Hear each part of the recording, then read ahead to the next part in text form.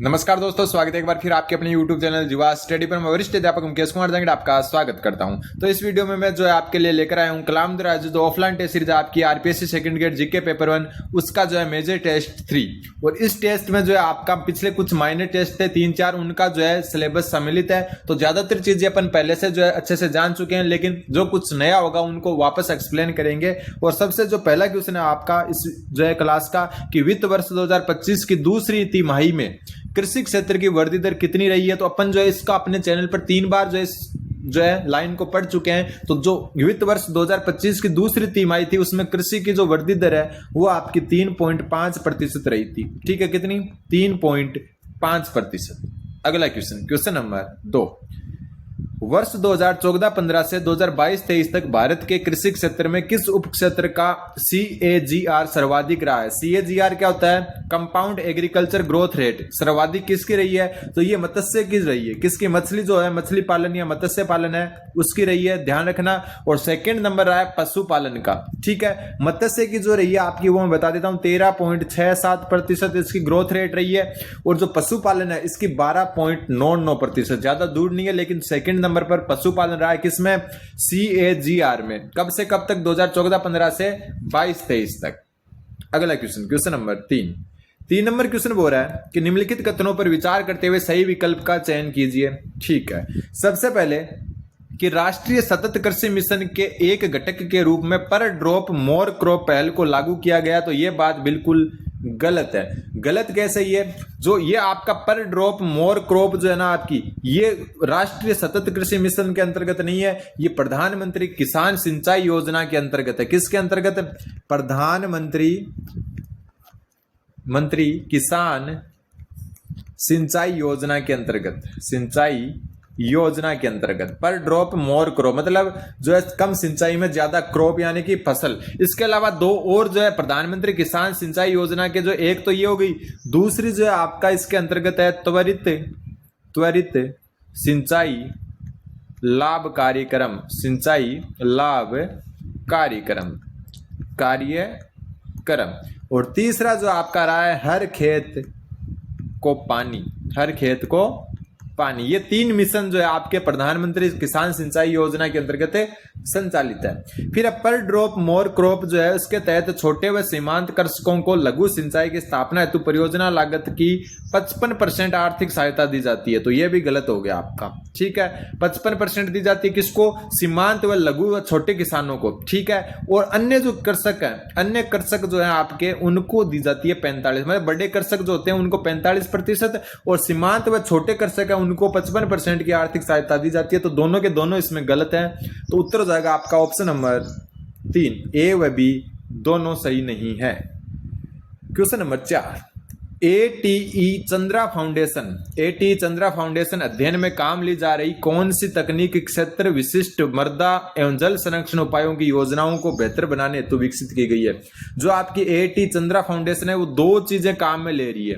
क्या चीज? 2 चीज अध्ययन के लिए काम में ले रही है। उसमें से एक तो आपकी जो विशिष्ट मृदा एवं जल संरक्षण उपायों की योजना है इससे संबंधित है, उसका नाम है आपका ऑप्शन नंबर 4। कौन सा? ऑप्शन नंबर 4 जो है इसका जो है मतलब जो कलर्ट आपकी CLART है वो जो है 2 चीजें काम में ले रही है ATE चंद्रा फाउंडेशन। एक तो हो गया आपका कलर्ट जो आपका विशिष्ट मृदा एवं जल संरक्षण उपायों से संबंधित है। ठीक है, दूसरा जो इसके में मतलब इसमें काम में आ रहा है वो आ रहा है अवनी ग्रामीण ऐप। ये अवनी ग्रामीण सही लिख देता हूं, 1 मिनट। अवनी ग्रामीण ऐप ये भी इसी में काम आ रहा है, लेकिन ये किसके लिए काम आ रहा है? तो ये जो है आपका अवनी जो ग्रामीण बैंक है ये जल निकायों के जो निकाय हैं, जल निकाय के पुनरुद्धार के लिए आ रहा है। मतलब उनको वापस जो है उद्धार करना उनका। ठीक है, उनको वापस अच्छी स्थिति में लाने के लिए अवनी ग्रामीण ऐप का उपयोग हो रहा है। और विशिष्ट मृदा एवं जल संरक्षण के लिए कलर्ट का उपयोग हो रहा है। इसका अगर आपको फुल फॉर्म हिंदी में जानिए तो इसकी फुल फॉर्म होती है आपकी समग्र भूमि उपयोग बहाली और मूल्यांकन उपकरण। ये इसका फुल फॉर्म है। और ये जो है विशिष्ट मृदा और जल संरक्षण के उपायों के लिए काम आ रही है। और जब अवनी ग्रामीण ऐप है वो भी इसी में काम आ रहा है, लेकिन जल निकाय के पुनरुद्धार के लिए। क्वेश्चन नंबर जो है पांचवा क्वेश्चन कि लघु सिंचाई कोष MIF लघु सिंचाई कोष के संबंध में सही कथनों का चयन कीजिए। ठीक है, सबसे पहला कि भारत सरकार द्वारा 5,000 करोड़ रुपए की प्रारंभिक राशि के साथ लघु सिंचाई कोष बना है, एकदम सही है। तो लघु सिंचाई कोष कितनी प्रारंभिक राशि है? 5,000 करोड़ रुपए।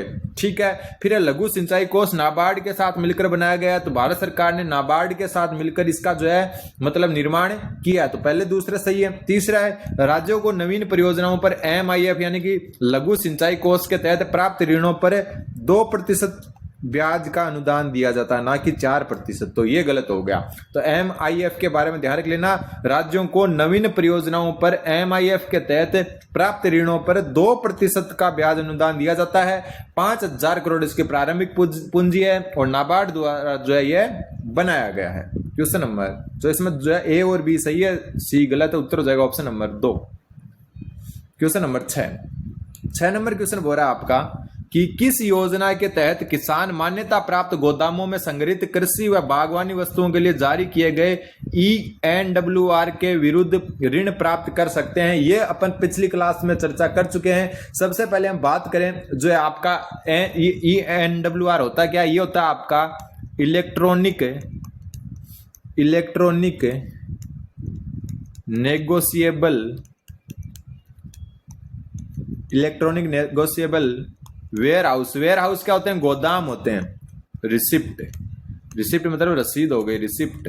ठीक है, तो ये NWR की क्या है? फुल फॉर्म है। और ये आपकी जो है मतलब कोई किसान जो है ENWR है वो कहां से प्राप्त कर सकता है? तो वो CGS NPF से प्राप्त कर सकता है, जिसके बारे में अपन पहले ही चर्चा कर चुके हैं। ठीक है, पिछली जो क्लासेज है उनमें चर्चा कर चुके हैं, क्योंकि एक मेजर टेस्ट है, पिछले टेस्ट का सिलेबस इसमें है। तो CGS NPF के बारे में हम पहले ही चर्चा कर चुके हैं, तो आप वहां पर जाकर देख सकते हो। CGS NPF की मैंने फुल फॉर्म भी बताई थी, credit guarantee scheme for ENWR based pledge financing. ठीक है, जो NWR ये इसमें भी आता है, फुल फॉर्म है। इस N का पूरा का मतलब NWR है, और NWR की फुल फॉर्म नहीं बताई थी, मैं आपको यहां पर बता देता हूं। अगला क्वेश्चन नंबर 7 कृषि विस्तार पर सब मिशन SMAE का उद्देश्य क्या है? तो इस पर 4 घटक होते हैं कृषि विस्तार के, और चारों घटकों को अपन जान चुके हैं कि कौन सा जो है कृषि विस्तार से संबंधित है। ठीक है, कौन सा जो है आपका किस मतलब बीजों से संबंधित है। ये सारे जो है राष्ट्रीय जो आपके किससे संबंधित है? ये राष्ट्रीय कृषि विस्तार एवं तकनीकी मिशन से संबंधित है। कृषि विस्तार एवं तकनीकी मिशन से संबंधित है, तकनीकी मिशन। और एक बात मैं आपको पहले बता चुका और वापस बता रहा हूं कि क्लास सीक्वेंस से लें, जो नंबर मैंने क्लास में डाले हुए हैं अलग अलग क्लासों पर, कि 55 नंबर की क्लास को 55 नंबर पर लें, फिर 56 नंबर की क्लास लें। अपनी 2 क्लासें बीच की बची हुई है, जो माइनर टेस्ट 10 हुआ था उसकी साइकोलॉजी की, और मैं चाहता हूं कि इस जो पेपर की साइकोलॉजी और उस पेपर की साइकोलॉजी साथ में करवा दूंगा आपको। ठीक है, जल्दी। तो जो आपका SMAE है, इसके अंतर्गत जो है कृषि विस्तार सेवाओं को बढ़ावा दिया जा रहा है, बिल्कुल सही बात है। उद्यमिता को बढ़ावा देना, बिल्कुल सही बात है। उत्पादकता में सुधार करना, बिल्कुल सही बात है। तो तीनों सही है। और एक चीज और पढ़ी थी अपन ने, एक चीज क्या पढ़ी थी? आत्मा या आत्म।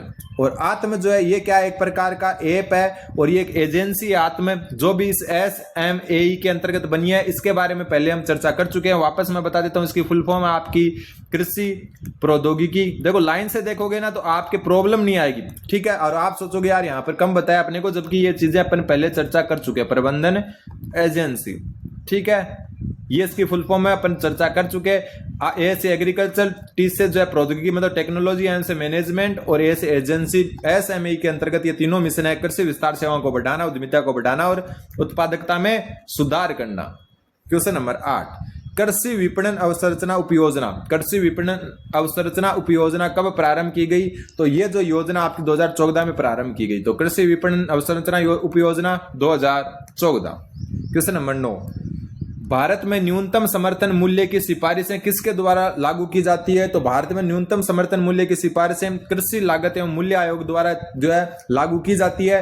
वैसे जो है अपन इसके बारे में जो है देख चुके हो, लेकिन जो कुछ चीजें अपन ने नहीं देखी है वो है 2025-26 में जो MSP है, मतलब न्यूनतम समर्थन मूल्य कुछ महत्वपूर्ण फसलों के, वो है आपके गेहूं के, गेहूं के 2425 रुपए, ठीक है। इसके अलावा चना, चना जो है इसके हैं 5650 रुपए, और एक जो है जौ का जो मूल्य है आपका वो 1980 रुपए है, और सरसों जो है इसकी एमएसपी, सरसों की एमएसपी है वो 5950 रुपए।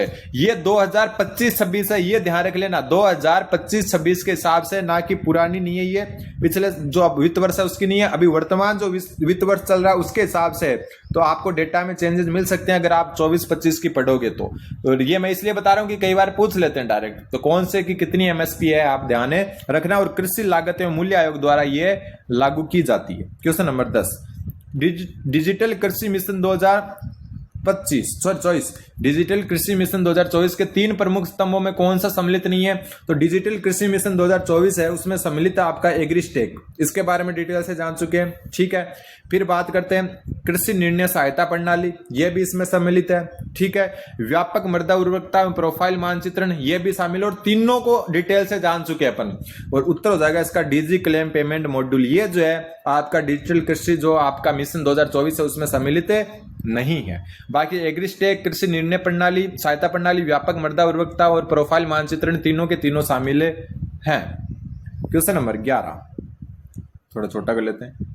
11 नंबर क्वेश्चन बोल रहा है आपका, देखो ये क्वेश्चन एक ऐसा क्वेश्चन है, अगर आप ध्यान से पढ़ोगे तो उत्तर इस क्वेश्चन में ही है इसका, ठीक है।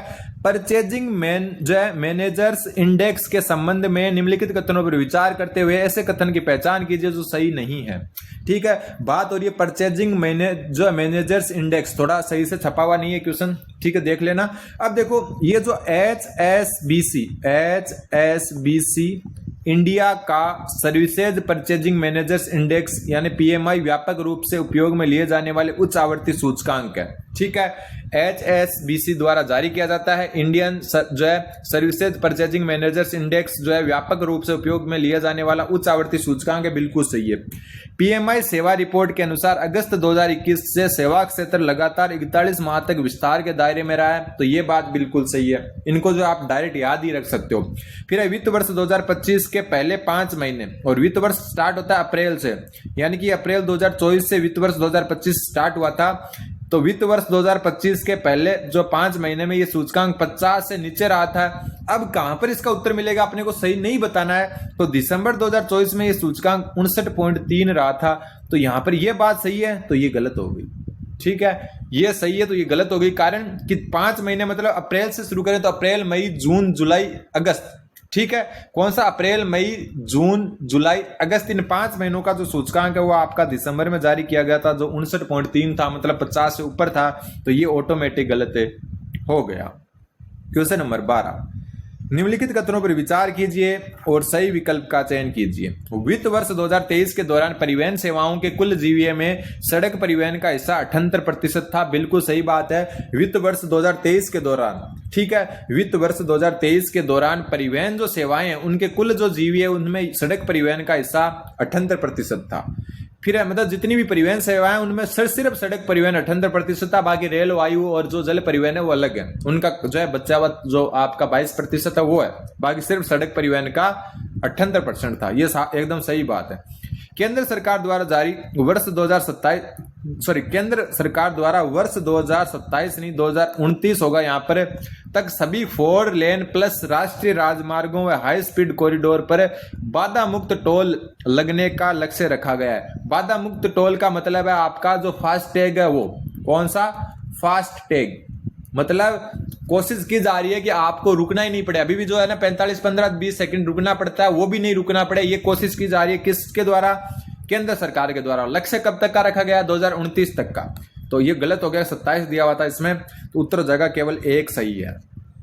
अगला क्वेश्चन, क्वेश्चन नंबर 13वां क्वेश्चन बोल रहा है आपका कि वित्त वर्ष 2023 में सभी राज्यों के कुल सेवा क्षेत्र में जीएसवीए में महाराष्ट्र, कर्नाटक, तमिलनाडु, उत्तर प्रदेश व गुजरात, ये टॉप जो है 5 जो है राज्य हैं भारत के जो सबसे ज्यादा योगदान देते हैं। तो वर्ष 2023 था वित्त वर्ष, उसमें सभी राज्यों के कुल जो सेवा क्षेत्र के जीएसवीए में महाराष्ट्र, कर्नाटक, तमिलनाडु, उत्तर प्रदेश और गुजरात का सामूहिक योगदान क्या रहा था? तो ये योगदान 50% से अधिक रहा था। क्या रहा था? 50% से अधिक। क्वेश्चन नंबर 14 14 क्वेश्चन है, इसको डायरेक्ट याद रख लेना, अगर आएगा तो डायरेक्ट कर सकते हो, वरना ये क्वेश्चन थोड़ा अजीब सा है, अटपटा सा, कि किसी क्षेत्र में लोक प्रशासन के योगदान को छोड़कर जीएसवीए में सेवाओं की हिस्सेदारी या जिसको सेवा गहनता कहते हैं वह प्रति व्यक्ति सेवा, जिसको जीएसवीए के बीच में जो है कौन से संबंध में ये निष्कर्ष निकाला जा सकता है कि इन क्षेत्रों में वाणिज्यिक सेवाओं की उत्पादकता अधिक रही है। मतलब आपको ये बताना है कि जो सेवाओं की हिस्सेदारी यानी जो सेवा गहनता है और प्रति व्यक्ति सेवा जीएसवीए है, इन दोनों में क्या संबंध है जो ये बताता है कि वाणिज्य सेवाओं की उत्पादकता अधिक रही है। तो इसको डायरेक्ट याद रख लेना, उत्तर इसका ऑप्शन नंबर 2 जाएगा, कम सेवा गहनता और उच्च प्रति व्यक्ति सेवा जीएसवीए। मतलब सेवा गहनता तो कम होनी चाहिए और जो प्रति व्यक्ति सेवा जीएसवीए वो अधिक होना चाहिए, तब जो है अपने को पता चलेगा कि वाणिज्यिक जो सेवाएं उनकी उत्पादकता अधिक रही है। ठीक है, तो ये चीजें कुछ आपको डायरेक्ट ही याद रखनी पड़ेगी। और कोई क्वेश्चन गलती से गलत हो जाता है एक आधी बार तो उसको आप कमेंट करके जरूर बता दें। फिर जो क्वेश्चन आता है आपका कि open network for digital commerce, open network for digital commerce द्वारा भाषिनी के साथ मिलकर व्यवसायों को उनके खरीदार पक्ष ऐप जो है खरीदार पक्ष ऐप बनाने में सहायता करने के लिए कौन सा ऐप विकसित किया गया है। इसको थोड़ा सा क्या जटिल बना दिया इन्होंने। Open network for digital commerce द्वारा भाषिनी के साथ मिलकर जो है व्यवसायों को उनके खरीदार पक्ष ऐप बनाने जो खरीदार पक्ष ऐप बनाने में सहायता करने के लिए कौन सा ऐप विकसित किया गया है। तो ये ऐप विकसित किया गया है सारथी ऐप। ठीक है, सारथी ऐप जो है एक ध्यान रख लेना, भारतीय जो प्रतिभूति विनिमय बोर्ड सेबी है उनके द्वारा भी जो है शेयर मार्केट जो है शेयर होल्डर्स के लिए जारी किया गया। शेयर होल्डर्स जो होते हैं उनके लिए जो है होल्डर, ठीक है, जो शेयर होल्डर होते हैं उनके लिए जारी किया गया। तो ये एक थोड़ा सा अजीब तरीके से क्वेश्चन लिखा हुआ है। देखो जो अर्थव्यवस्था ना आपकी इकोनॉमी उसमें डायरेक्ट आएगा तो अच्छी बात है, वरना तो स्किप करने जैसे ही क्वेश्चन आते हैं। रियलिटी तो यही है। क्वेश्चन नंबर 16, सूची 1 को सूची 2 से सुमेलित करना है। ठीक है, पंजाब या कश्मीर हिमालय, पंजाब और कश्मीर हिमालय जो है आपका सबसे पहले किन 2 नदियों के मध्य पाया जाता है। तो ये सिंधु और सतलज नदी के मध्य, सिंधु व सतलज के मध्य, सतलज नदी के मध्य जो है हिमालय पाया जाता है, उसको पंजाब या कश्मीर हिमालय कहते हैं। ठीक है, और यहाँ पर जो है ये जास्कर से संबंधित होगा। ये जास्कर श्रेणी जो है इसी के अंदर से या इसी के जो है पास है। ठीक है, इसी में अंदर आती है। फिर है कुमाऊं हिमालय, कुमाऊं हिमालय जो है आपका ये सतलज व काली नदी के मध्य है, सतलज व काली नदी के मध्य। ठीक है, और ये जो आपका किससे संबंधित है, शिवालिक श्रेणी से, मतलब शिवालिक श्रेणी जो है कुमाऊं हिमालय के अंतर्गत आती है। फिर बात कर लेते हैं दार्जिलिंग हिमालय या सिक्किम हिमालय। ठीक है, दार्जिलिंग हिमालय या जो सिक्किम हिमालय, यहाँ पर रहती है आपकी लेपचा जनजाति। इंपॉर्टेंट तो सबसे ज्यादा यही बनती है। ठीक है, लेपचा जनजाति कहाँ पर, दार्जिलिंग और सिक्किम हिमालय में रहती है। ठीक है, दोनों एक ही नाम है वैसे। फिर अरुणाचल हिमालय, और अरुणाचल हिमालय में नामचा बरुआ पर्वत आता है। और ये जो नीचे वाले 2 आपके हिमालय हैं, ठीक है, जो सिक्किम और जो आपका अरुणाचल हिमालय है, इनको जो है ये असम हिमालय के उपभाग हैं, असम हिमालय के उपभाग हैं, उपभाग। ठीक है, और ये जो है आपके तीस्ता व ब्रह्मपुत्र नदी के मध्य है, तीस्ता व जो है ब्रह्मपुत्र नदी के मध्य। ठीक है, ये असम हिमालय। तो जो जिस रंग से या जिस कलर से लिखा हुआ है वो उससे सुमेलित है। अगला क्वेश्चन, क्वेश्चन नंबर 17, 17वां क्वेश्चन बोला निम्नलिखित कथनों पर विचार कीजिए। सबसे पहले कर्नाटक पठार का जो पूर्वी भाग है उसको मालनाड कहा जाता है या कहलाता है। तो ये गलत है, ये पश्चिमी भाग को कहते हैं। किसको, पश्चिमी भाग को मालनाड कहते हैं। तो ये गलत हो गया। ठीक है, पारसनाथ छोटा नागपुर पठार का सर्वोच्च शिखर है, ये बात बिल्कुल सही है। पारसनाथ जो है आपका छोटा नागपुर पठार का सर्वोच्च शिखर है। बघेलखंड का पठार उत्तर प्रदेश व मध्य प्रदेश के मध्य है, बिल्कुल नहीं। बघेलखंड का जो पठार है आपका, तो बघेलखंड का पठार आपका 2 राज्यों के मध्य जो है MP plus Chhattisgarh, Madhya Pradesh plus Chhattisgarh. हालांकि गूगल पर कई जगह आपको उत्तर प्रदेश व मध्य प्रदेश बताएंगे, लेकिन ऑफिशियल जो एनसीईआरटी उसके हिसाब से ये एमपी प्लस छत्तीसगढ़ के अंदर फैला हुआ है। बुंदेलखंड एमपी और यूपी माना गया उसमें। ठीक है, हालांकि अलग अलग किताब में अलग अलग लिखा हो सकता है, लेकिन फिलहाल जो आपको ध्यान में रखना है एमपी प्लस छत्तीसगढ़ में बघेलखंड का पठार है। तो ये गलत है। अपने को बोला कि कौन सा सही है, तो 2 सही है, पहला तीसरा गलत है, तो दूसरा सही है। तो उत्तर हो जाएगा आपका केवल 2। Option number A. अगला क्वेश्चन आपका कि निम्नलिखित पर्वतीय जो दर्रे हैं उनको पश्चिम से पूर्व की ओर व्यवस्थित क्रम में लिखो। पश्चिम से पूर्व की तरफ, तो पश्चिम होता है इस साइड और पूर्व होता है इस साइड। ठीक है। सिपकिल्ला दर्रा ये आपका हिमाचल प्रदेश में है, हिमाचल प्रदेश में। ठीक है। फिर लिपुलेख ये उत्तराखंड में है, उत्तराखंड। नाथुला है आपका सिक्किम में। ठीक है। और बोमडिला दर्रा जो है आपका वो अरुणाचल प्रदेश में, अरुणाचल प्रदेश।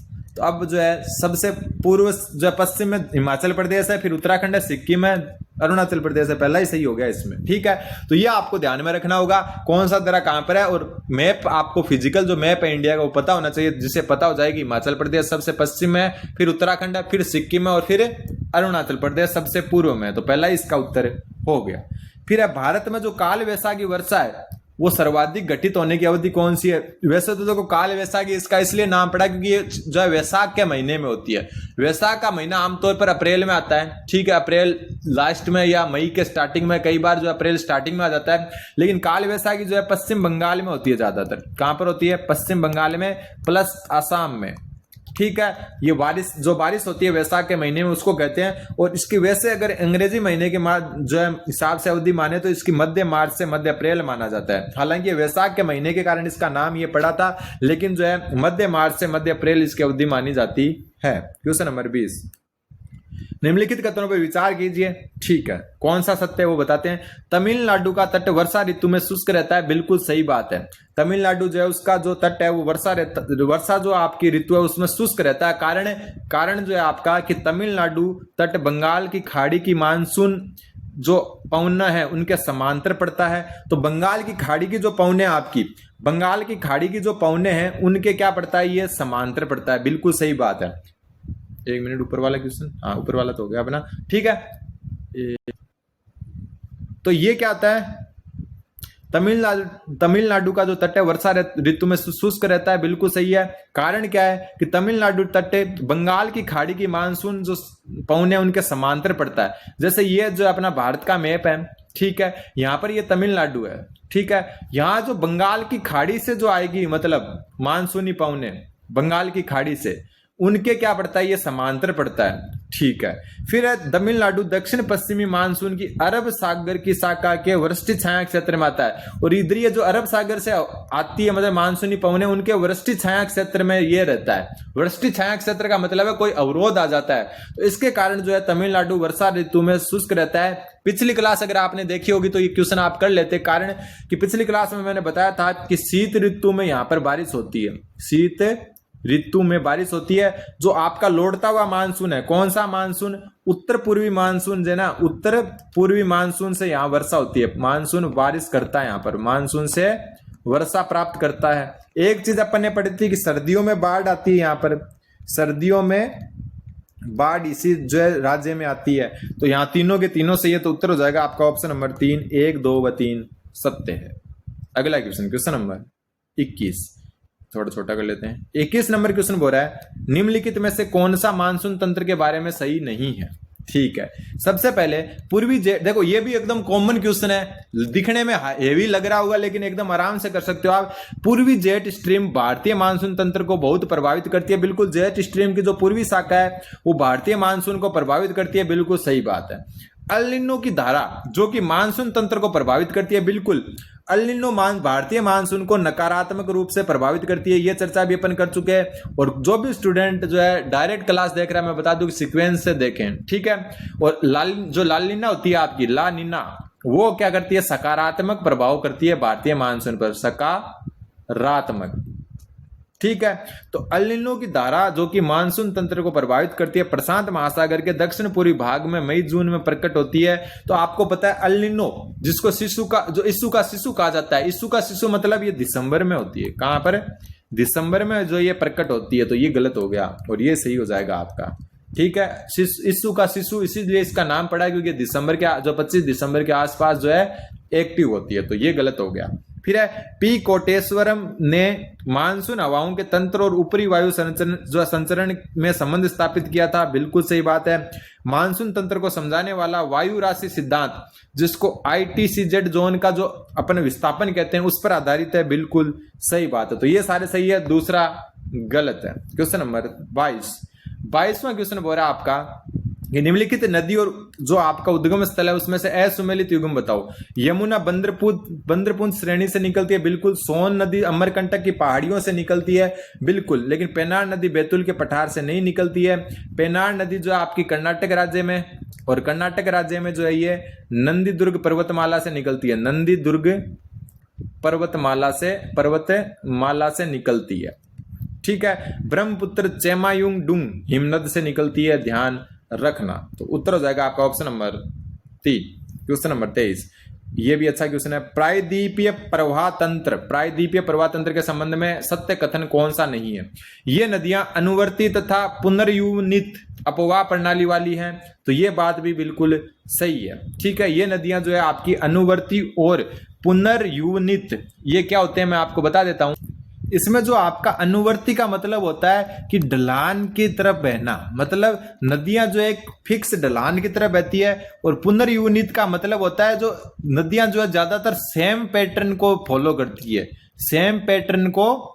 करती है, ठीक है। तो ये जो होता है आपका जो है अपवाह प्रणाली के भाग होते हैं। फिर ये नदियां अरीय और आयताकार अपवाह प्रतिरूप बनाती है। अरीय मैं बता चुका कि एक जो है आपका केंद्र बिंदु होता है, वहां से ऐसे करके बहुत सारी नदियां निकलती है, उनको अरीय प्रतिरूप कहते हैं। अपन चर्चा कर चुके हैं, अमरकंटक इसका एक उदाहरण है, ठीक है। ये नदियां प्रौढ़ावस्था में है, ठीक है। तो ये प्रौढ़ावस्था में मतलब वयस्क है, ये बिल्कुल सही बात है।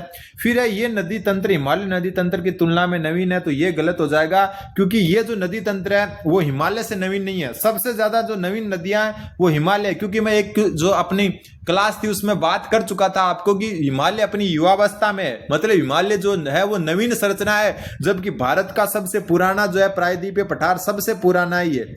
मतलब प्रायद्वीपीय पठार का जो भाग है भारत का वो सबसे पुराना है और हिमालय सबसे नया है। तो वहां की नदियां नई है हिमालय की, और प्रायद्वीपीय पठार की पुरानी है, तो हिमालय की तुलना में नवीन नहीं है, और यही जो है आपका कथन गलत है। क्वेश्चन नंबर 24, निम्न में से कौन सी नदी जो है आपकी अरब सागरीय अपवाह तंत्र का अंग नहीं है? पेरियार नदी केरल से संबंधित है और ये जो है अरब सागर में ही गिरती है, तो ये तो है, ठीक है। मांडवी नदी भी जो आपको ध्यान में रखना है, ये क्या अरब सागरीय अपवाह तंत्र का जो है भाग है। दोनों की चर्चा पहले हो चुकी है। वैगई नदी तमिलनाडु से निकलती है और जो है ये बंगाल की खाड़ी में गिरती है, बंगाल की खाड़ी में, बार बार पढ़ चुके हैं इनको। स्वर्ण रेखा नदी छोटा नागपुर के पठार से निकलती है, छोटा नागपुर पठार, ठीक है। और ये भी जो है बंगाल की खाड़ी में गिरती है, बंगाल की खाड़ी में। तीसरी और चौथी दोनों बंगाल की खाड़ी से संबंधित है, अरब सागरीय तंत्र का हिस्सा नहीं है, तो तीसरा चौथा उत्तर हो जाएगा। अगला क्वेश्चन नंबर 25, ISFR 2023 के अनुसार देश में सर्वाधिक वन आवरण वाले राज्यों का व्यवस्थित अवरोही यानी घटता क्रम, मैं आपको जो है इनका घटता क्रम भी बता चुका, और जो न्यूनतम वाले उनका भी घटता क्रम बता चुका, सर्वाधिक वालों का भी, अभिलेखित वनों का भी बता चुका, लेकिन पिछली क्लास से देखनी पड़ेगी आपको, ठीक है। तो इसका जो उत्तर हो जाएगा आपका ऑप्शन जो है 25 में, तो जो आपका उत्तर हो जाएगा सबसे पहले जो नंबर पर है आपका, वो आपको पता ही मध्य प्रदेश है, तो सबसे पहले मध्य प्रदेश, तो ये तो वैसे ही कैंसिल हो गए। मध्य प्रदेश के बाद में आता है अरुणाचल प्रदेश, फिर आता है छत्तीसगढ़, तो उत्तर हो जाएगा ऑप्शन नंबर 2। मतलब मध्य प्रदेश, अरुणाचल प्रदेश, छत्तीसगढ़ जो आपका सर्वाधिक वनावरण वाला ISFR रिपोर्ट 2023 के अनुसार है। प्रशासनिक या अभिलेखित जो वन है उसमें अलग होता ही है, उसके बारे में अभिलेखित में अलग आएगा, उसके बारे में भी मैं अलग से बता चुका हूं, तो वो वीडियो जरूर आपको देखना है। क्वेश्चन नंबर 26, हिमालय गिरिपद, ये गिरिपद होता है जो हिमालय का निचला हिस्सा होता है, उसमें 1000 मीटर की ऊंचाई तक पाए जाने वाले वन कौन से हैं? तो ये वन है आपके सदाबहार एवं पर्णपाती वन।